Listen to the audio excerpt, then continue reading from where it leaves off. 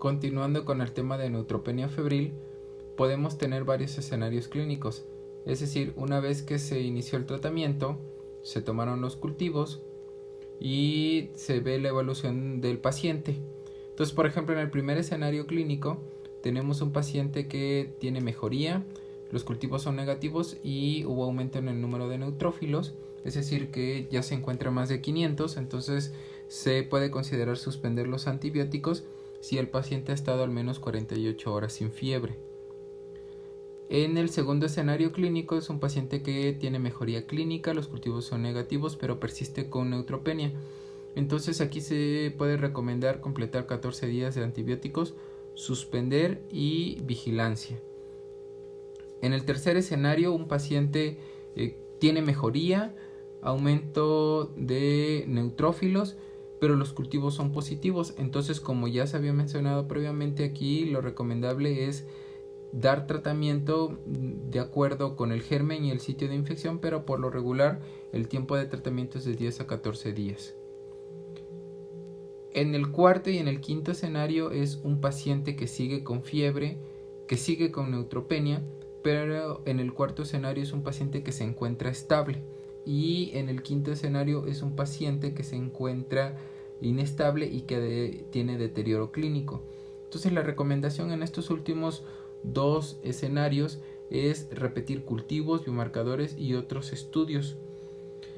En el cuarto escenario se puede continuar con el tratamiento que se está administrando, ya que el paciente no se ha deteriorado, o ajustar de acuerdo con cultivos o considerar otras causas, ¿no? Incluso ampliar la búsqueda hacia hongos, virus o parásitos. Y en el quinto escenario es un paciente que tuvo deterioro, entonces aquí la recomendación sería redirigir nuestro tratamiento con antibióticos y considerar infecciones fúngicas y poder administrar de manera temprana tratamiento dirigido contra hongos. Además de también tomar en cuenta que pueden haber ciertos mecanismos de resistencia que a lo mejor no se estaban tomando en cuenta con la monoterapia inicial, o pueden haber otras condiciones como mala absorción. En el seguimiento del paciente, ya a más de 4 días, una vez que inició el tratamiento antibiótico empírico, entonces la recomendación es valoración diaria con interrogatorio, exploración y repetición de cultivos. Y si no hay una causa o no se ha documentado un sitio infeccioso, el paciente se encuentra estable y la recuperación de la neutropenia se prevé en pocos días, entonces la recomendación es mantener el mismo tratamiento salvo conocimiento de origen o de una nueva infección. En el caso de que sí se haya documentado una infección, hay que tratarla, y dependiendo de la evolución, si la evolución es desfavorable, entonces se pueden obtener nuevos cultivos, biopsias, nuevas pruebas de imagen, añadir tratamiento antifúngico, cambiar esquemas de antibióticos o descartar fiebre no infecciosa. Y si el paciente sigue con fiebre, no se ha documentado hasta el momento, ya después de al menos 4 días de tratamiento con antibiótico, no se ha documentado ningún agente patógeno y no se prevé que haya recuperación pronta de neutrófilos. Entonces aquí la recomendación es amplificar la búsqueda a otros patógenos. En este caso sería buscar intencionadamente hongos, y la recomendación es realizar tomografía de tórax y senos paranasales y galactomanano, y poder administrar un tratamiento empírico al menos 4 días después de diagnosticada la neutropenia y si no se ha encontrado algún sitio infeccioso. Otra forma es también algo que menciona la ITSA, que es la terapia PREMTI, que se refiere a que si ya nos encontramos en este periodo de tiempo y se busca intencionadamente hongos, en este caso sería Aspergillus, y los resultados de imágenes no demuestran o no hay evidencia de infección micótica, si los estudios serológicos son negativos, si no hay una clínica clara compatible con infección fúngica, entonces la recomendación sería, de acuerdo a la terapia PREMTI, esperar, no dar tratamiento y repetir los estudios si se consideran prudentes. Si se logra documentar o hay algún dato que llegue a ser compatible con infección fúngica, entonces administrar de manera oportuna tratamiento antifúngico.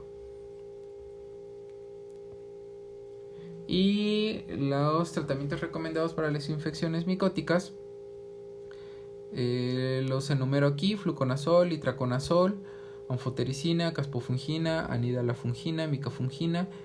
No son todos, pero enumero algunos. Nada más aquí hay que tener en cuenta cuál es el espectro de actividad de cada uno de los fármacos. Por ejemplo, en el caso de fluconazol, que tiene actividad contra cándida pero no tiene actividad contra aspergillus. Entonces, si quisiéramos cubrir con aspergillus, no sería una buena primera opción fluconazol. En cambio, por ejemplo, itraconazol mejora la actividad contra cándida y aspergillus. Voriconazol también tiene actividad contra cándida y aspergillus. La anfotericina también tiene actividad contra cándida y aspergillus. Caspofungina, anidalafungina y micafungina también tienen actividad contra cándida y aspergillus, que, como se había mencionado previamente, son los dos hongos principales como causantes de enfermedad en los pacientes con neutropenia y fiebre. Las dosis son las que se mencionan aquí. Y la recomendación de la duración de la terapia es la siguiente: si tenemos un paciente con una infección documentada, ya sea clínica o microbiológicamente, la duración es guiada por el organismo y el sitio de infección, y la terapia apropiada debe continuar por al menos la duración de la neutropenia, es decir, hasta que haya recuperación en el recuento de neutrófilos más de 500 o más, si es clínicamente necesaria. O si no se documentó un sitio infeccioso, la recomendación es: la terapia inicial debe ser continuada hasta la recuperación de la médula, es decir, neutrófilos mayor de 500. Y si ya tenemos recuperación con neutrófilos mayor de 500, lo recomendado es suspender los antibióticos tras 48 horas de que el paciente se encuentre sin fiebre. Si se completó un curso de tratamiento antibiótico y no hay signos ni síntomas de infección y el paciente sigue con neutropenia, puede reanudarse una profilaxis con fluoroquinolona oral hasta recuperación de la médula. Recomendaciones para el tratamiento cuando existe un foco clínico evidente. Por ejemplo, en el caso de mucositis, en donde la cobertura sería principalmente contra streptococos del grupo viridans, Staphylococcus aureus, gram positivos. En el caso de esofagitis, hay que cubrir cándida, virus herpes, colitis neutropénica, bacilos gram negativos, clostridioides. En el caso de diarreas, también clostridioides, bacterias gram negativas, incluso virus. En el caso de infiltrados pulmonares, tomar en cuenta Streptococcus pneumoniae, bacilos gram negativos, streptococos y otros microorganismos que también pueden estar involucrados. Y infección del catéter venoso central o infección de catéter venoso central de inserción periférica. Hay que considerar los Staphylococcus coagulase negativos, Staphylococcus aureus. En el caso de celulitis, Staphylococcus coagulase negativos, Staphylococcus aureus, Streptococcus principalmente. En el caso de infección urinaria, enterobacterias y enterococos principalmente. Y en infecciones del sistema nervioso central y neuroquirúrgicas, Staphylococcus coagulase negativos, Staphylococcus aureus y Streptococcus pneumoniae, entre otros. Y la profilaxis. La profilaxis está indicada cuando se considera un paciente de alto riesgo. Entonces, por ejemplo, en el caso de bacterias, se considera de alto riesgo cuando la neutropenia Se espera que sea menor de 100 por más de 7 días. Y de bajo riesgo cuando la neutropenia sea menor de 7 días. Entonces, en el caso de que se clasifique que un paciente tiene alto riesgo, entonces se puede administrar tratamiento profiláctico con fluoroquinolonas, que son las principales recomendaciones. En este caso las dos son ciprofloxacino y levofloxacino, que son las principales recomendaciones. Ahora hay que hacer una consideración muy importante en esto. Ciprofloxacino es una quinolona que tiene muy buena actividad contra bacterias gram negativas y de hecho tiene muy buena actividad contra pseudomonas, a diferencia del levofloxacino, que si bien el levofloxacino también tiene actividad contra pseudomonas, pero es menos importante que el ciprofloxacino. Entonces, ya se había mencionado que lo importante aquí es tener cobertura contra microorganismos gram negativos y sobre todo pseudomonas. Entonces, a una dosis de 500 miligramos levofloxacino tiene su actividad contra pseudomonas no es tan buena. Entonces aquí la recomendación, si se usa levofloxacino, es aumentar la dosis a 750 miligramos diarios. Ahora también otra consideración que se debe de tener es si hay mucositis, porque en pacientes de alto riesgo ya se había comentado que la mucositis puede ser una vía de entrada para microorganismos, sobre todo microorganismos que se encuentren en la cavidad oral. En este caso los streptococos del grupo Viridans. Y ciprofloxacino, aunque tiene una buena cobertura contra pseudomonas, no es tan bueno contra microorganismos gram positivos, a diferencia del levofloxacino, que el levofloxacino sí tiene una buena cobertura contra microorganismos gram positivos, streptococos y estafilococos sensibles a la meticilina. De tal manera que si tenemos un paciente con mucositis y se va a administrar profilaxis, entonces la recomendación en este caso sería usar levofloxacino sobre ciprofloxacino, pero hay que tener en cuenta esta consideración. Y para los hongos, en los pacientes considerados de alto riesgo, para la prevención de infecciones por cándida, las indicaciones son en receptores de trasplante de células madre hematopoyético halogénico, en terapia de inducción o remisión intensiva o terapia de inducción de rescate para leucemia aguda. Y las opciones son fluconazol, itraconazol, voriconazol, posaconazol, micafungina y caspofungina.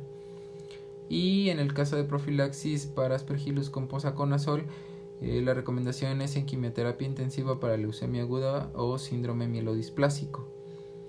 Y en caso de receptores de trasplante halogénico o autólogo preinjerto, la recomendación es en caso de que haya antecedente de aspergilosis invasiva previa, periodos de neutropenia prolongada anticipada de al menos 2 semanas o neutropenia prolongada inmediatamente previo al trasplante halogénico. En pacientes de bajo riesgo no se recomienda la profilaxis. Y en el caso de los virus, la recomendación es que los pacientes que sean seropositivos a virus herpes y serán sometidos a trasplante halogénico de células madre o a quimioterapia de inducción para leucemia deben recibir profilaxis con aciclovir. La terapia antiviral para virus herpes o para varicela zoster está indicada si hay datos clínicos o de laboratorio de enfermedad activa. Y la búsqueda también intencionada de virus respiratorios como influenza, como parainfluenza, adenovirus, también está indicada sobre todo si el paciente con neutropenia y fiebre tiene datos clínicos de infección de vías respiratorias y además se encuentra en una estación del año compatible con infección por estos microorganismos, por estos virus. Y radiografía si hay síntomas respiratorios como tos o coriza. Vacunación anual de influenza con vacuna inactivada y tratamiento de la influenza en caso de que haya síntomas compatibles ante una exposición o brote. Las dosis antivirales con aciclovir, fanciclovir, valaciclovir y oseltamivir. También en cuanto al uso del factor de crecimiento hematopoyético, La recomendación para administrarlo es en caso de riesgo de fiebre y neutropenia que sea mayor o igual al 20%, y también se puede considerar en mayores de 65 años, en sepsis, neumonía, infecciones fúngicas invasivas, en pacientes hospitalizados al momento del inicio de la fiebre o episodios previos de neutropenia febril, neutropenia menor de 100 o duración mayor a 10 días. Y no recomendado para el tratamiento de la fiebre y neutropenia establecida. En las infecciones relacionadas a catéteres, nada más voy a hacer algunas consideraciones. Estas son similares al tratamiento de estas infecciones en otros pacientes, no solo de neutropenia febril. Entonces, considerar el tiempo diferencial de positividad mayor a 120 minutos para que sea compatible con una infección relacionada al catéter, es decir, de muestras tomadas simultáneamente a través del catéter y a través de una vena periférica. En caso de aislamiento de Staphylococcus aureus, pseudomonas, hongos o micobacterias, se recomienda la extracción del catéter, además de la terapia antimicrobiana sistémica durante al menos 14 días. Retiro del catéter si hay la infección del túnel o infección del bolsillo, trombosis séptica, endocarditis, sepsis con inestabilidad hemodinámica o infección del torrente sanguíneo que persista más de 72 horas a pesar de la terapia con antibióticos apropiada. En el caso de aislamiento de Staphylococcus coagulasa negativo, el catéter puede retenerse usando terapia sistémica con o sin terapia de bloqueo antibiótico. Y se recomienda tratamiento prolongado de 4 a 6 semanas para una infección complicada. Hay que tener en cuenta la higiene de manos, las precauciones máximas de barrera estéril y la antisepsia cutánea con clorhexidina durante la inserción del catéter venoso central.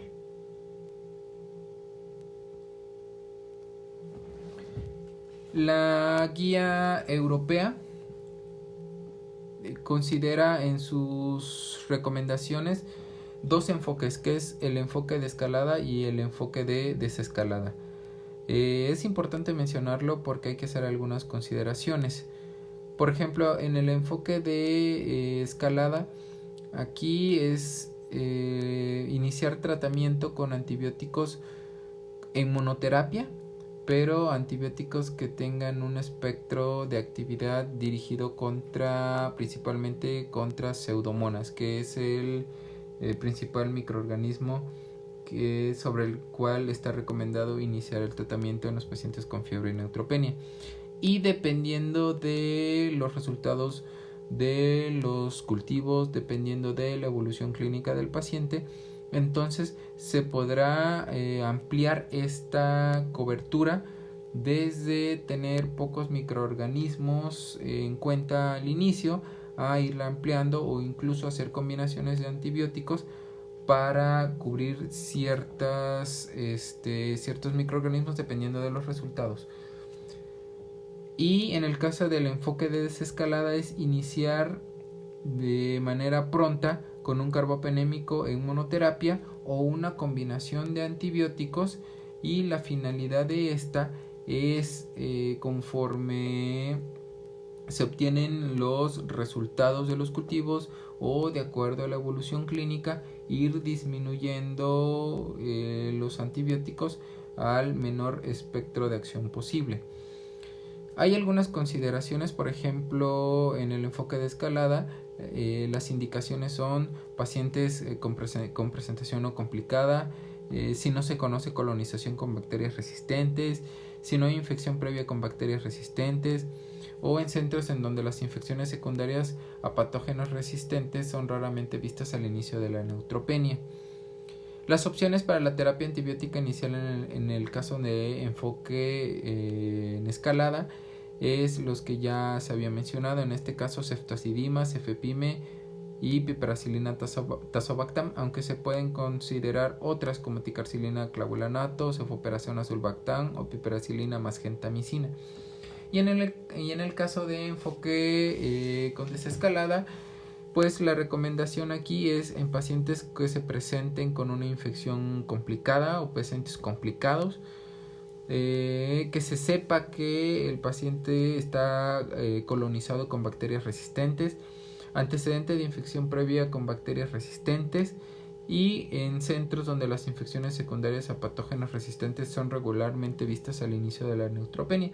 Entonces, como también ya se había comentado, aquí se puede optar por un enfoque en el que se incluya carbapenémico, que puede ser en monoterapia o en combinaciones de antibióticos para mejorar la cobertura, e incluso tomar en cuenta también que pueden haber ciertos mecanismos de resistencia involucrados, como son las betalactamasas, como son las AMC, como son carbapenemasas, y que con las combinaciones de antibióticos se intenta tener cierta actividad contra estos posibles mecanismos de resistencia involucrados en los pacientes, además de la cobertura temprana de gram positivos resistentes con glucopéptido u otros agentes.